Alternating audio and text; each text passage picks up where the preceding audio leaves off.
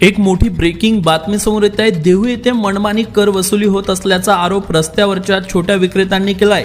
देहू नगरपंचायत हद्दीत रस्त्यावर फळ विक्रेते, उसाचा रस विक्रेते व लहान फेरीवाल्यांकडून स्वच्छता कराच्या नावाखाली मनमानी पद्धतीने पैसे वसूल केल्याचा आरोप यावेळी करण्यात आलाय। यापूर्वी दररोज 50 रुपये कर आकारला जात होता, मात्र सध्या ठेका खासगी ठेकेदाराकडे गेल्यानंतर जागेच्या आकारानुसार जास्त रक्कम घेतली जात असल्याची तक्रार विक्रेत्यांनी केली आहे। पैसे न दिल्यास व्यवसाय अनधिकृत हटवू अशी धमकी दिली जाते, असा आरोपही करण्यात आलाय। दरम्यान या मनमानी वसुलीवर तातडीने आळा घालावा अशी मागणी विक्रेते व नागरिकांकडून होत आहे। याबाबत संपादक रेखा बेगडे यांनी आढावा घेतलाय, पाहूया। नमस्कार, सतर्क महाराष्ट्रामध्ये आपलं स्वागत। मी रेखा बेगडे। आता आपण आहे देहू नगरपंचायत मधील जुना आंबेडकर चौक या ठिकाणी। या ठिकाणी आपल्या सोबत आहेत काही पथारीधारक। त्यांचे या ठिकाणी आपण पाहतोय रस्त्यावर छोटे मोठे व्यवसाय ते या ठिकाणी करत असतात। या लोकांच्या काही समस्या आहेत, तर ते आपल्या सोबत आज त्यांच्या समस्या सांगणार आहेत। काय नाव आपलं आणि काय सांगाल? माझं नाव संगीता भिकवा डागळे। आमचा व्यवसाय गाथा मंदिरावर आहे आणि आम्हाला 3 पावत्याचं पैसे मागते ती। आमचं 50 रुपये आम्ही आहे ते नियमाने देऊ शकतो या त्यांना। ती म्हणतात ती 50 रुपये नाही, आम्हाला 8 फुटाच्या ह्याच्यावर आम्हाला पैसे पाहिजे। तर 3 पावत्यांचं 150 रुपये आता सध्या इथं येऊन मागून गेलेले आहे ती। तर ह्याच्यावर तुम्ही दक्षता आमची घ्यावी, काय असेल ते। पावती जे पैसे घ्यायला येतात ते कोण येतात आणि पावतीवर काय लिहिलेलं असतं? पावतीवर काय आम्ही वाचलं नाही, आम्हाला काय वाचाय एवढं येत नाही। हा असं आहे, हा स्वच्छता कर असं आहे। बरं, तुमचा दिवसभराचा धंदा किती असतो? अहो काय 1500 रुपये होतो, त्यातनं ह्यांना 150 रुपये दिल्यावर आम्ही काय करणार आहे? माल कशाचा? असं आहे ना, माल कशाचा आणणार आहे? पेट्रोल लागतं या काय वस्तू लागते तेच की, असं आहे। मग त्याच्यामुळे तुम्ही या संदर्भात काही नगरपालिकेला काही सांगितलं का? सांगितलेलं होतं, त्यांना बी सांगितलेलं होतं, त्यांच्या बी कानावर कालच घातलेलं होतं, असं होतं। काय नाव आपलं आणि काय सांगाल? दत्तात्रय गायकवाड आहे।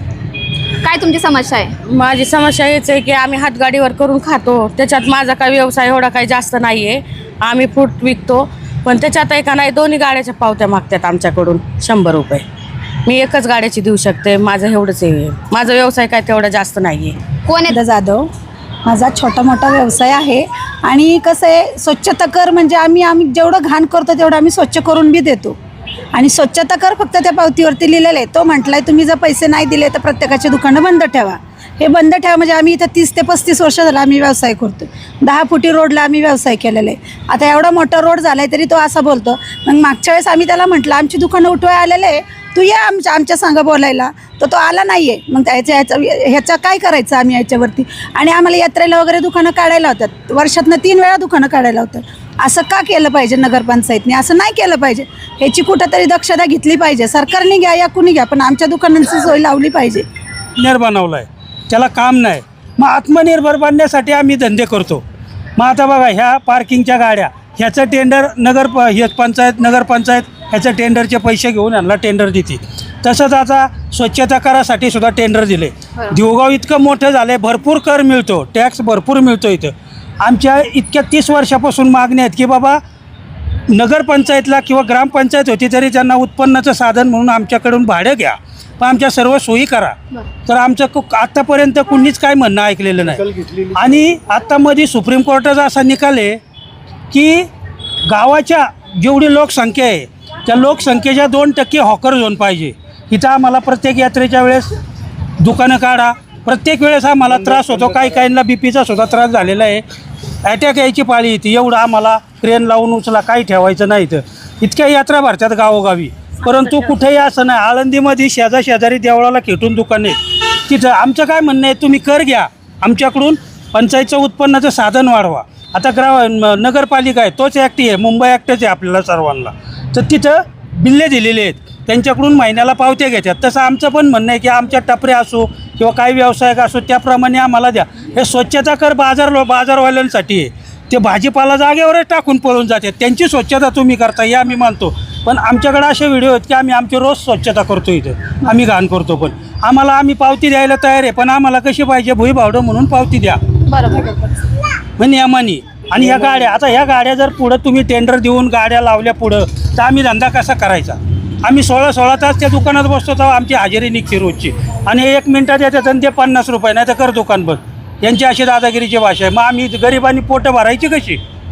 या संदर्भात तुम्ही जे आपले लोकप्रतिनिधी आहे, इथले स्थानिक लोकप्रतिनिधी आहे, त्यांच्याशी काही तुम्ही संवाद साधला का? त्यांच्याकडून काय उत्तर आलं तुम्हाला? लोकप्रतिनिधी आमच्याकडे लक्ष देत नाही. सगळे मीडिया विकाऊ झालेली आहे मॅडम. पुन्हा चहा पाणी मिळाला की बास ती बातमी दाबून टाकायची. आता सांगतोय का आम्ही 30 ते 35 वर्षापासून, हा 10 फुटी रोड होता तेव्हापासून जे आमच्याकडे कलेक्टर नोटीस आहेत, एवढ्या नोटीस आहेत आमच्याकडे, पुराव्या सकट आम्ही बोलतो. तसं बोलत नाही आम्ही. पहिल्यापासून आम्ही काही ग्रामपंचायतच्या पावत्या पण फाडलेल्या आहेत, यांच्या पावत्या फाडलेल्या आहेत. पण त्या पावत्या असून, सगळं असून आम्हाला यात्रेच्या वेळेस बाहेरचे लोक धंदा करतात आणि आम्हाला म्हणतात तुम्ही धंदे बंद करा. आणि मोदी साहेब म्हणतात आत्मनिर्भर बना, भजी तळा, पकोडे तळा, पोट भरा, आत्मनिर्भर बना. आम्ही कसं आत्मनिर्भर बनायचं? 25 वर्ष झालं मी हीच धंदा करते, बोवा बिया वाटाणे फुटाणे किंवा पेरू, आणि दुसरा माझा हेच व्यवसाय तितक्या वर्षी. आता मला माझे गुडघे गेले, मला काही दुसरा धंदा होत नाही, म्हणून मी हातगाडी घेतली, हातगाडी लावली.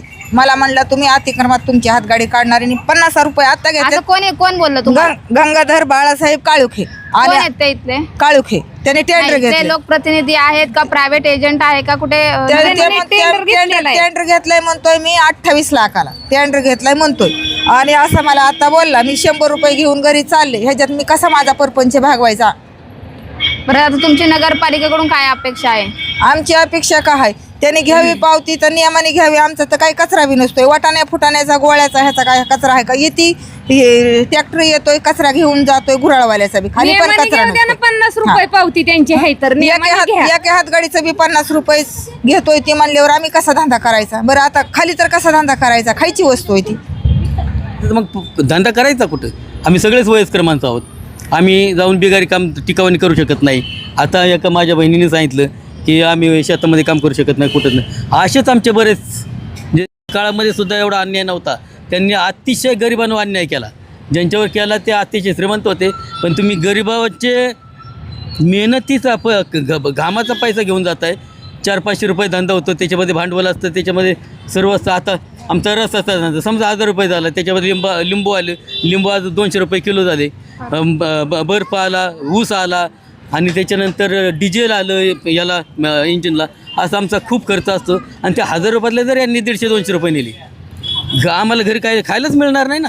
पण देऊ शकत नाही. आज धंदा होता 1000 रुपये, त्याच्यात भांडवल असतं 600 रुपये. मग घरी न्यायचं काय आणि लोकांनी खायचं काय? नगरपंचायतने आणि टेंडरधारकांनी पण विचार केला पाहिजे.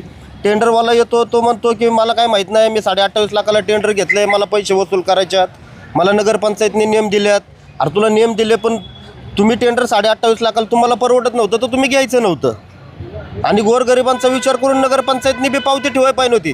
आठवडे बाजार हा आठवड्यातनं 2दा भरतोय, तिथं ठीक आहे 50 रुपये पावती. पण आत्ता ते आमचं कसं आहे की आम्ही रोज लावतोय, रोज लावणारे 50 रुपये आम्ही देऊ शकत नाही. 10-20 रुपये पावती असेल तर रोजचे आम्ही 20 रुपये देऊ शकतो सरकारी नियमाप्रमाणे. पण रोज जर 50 रुपये असेल तर 1,500 रुपये महिना. असे गावात नाही म्हणलं तरी 150 दुकानं आहेत.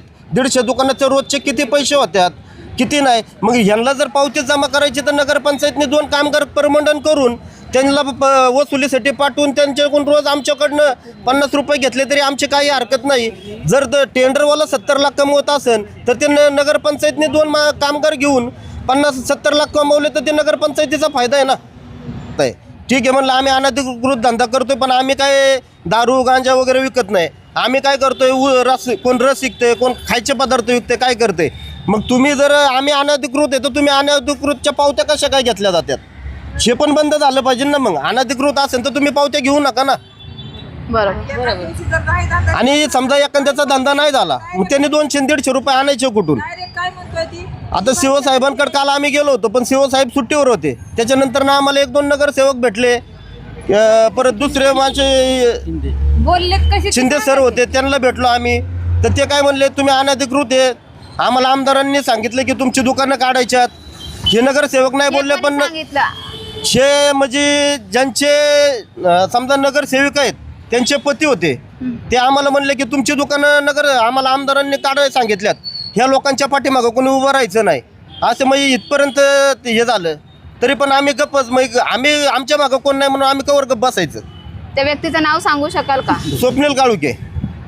त्यांनी तुम्हाला सांगितलं का? आमदारांनी सांगितलं? हो हो सर्वांसमोर सांगितलं. सर्व सर्व सर्वांसमोर म्हणजे सांगितलं. सगळे व्यापारी मग तिथं होते. आमदारांना बी आमचे हात जोडून विनंती आहे, आमचं पोट भरायचा मार्ग आहे आणि तुम्ही जर काढायला लावचाल तर आम्ही कुठं भिका मागाय जायचं आणि हिथं भिकावी कोण वाढणार नाही मागून सुद्धा.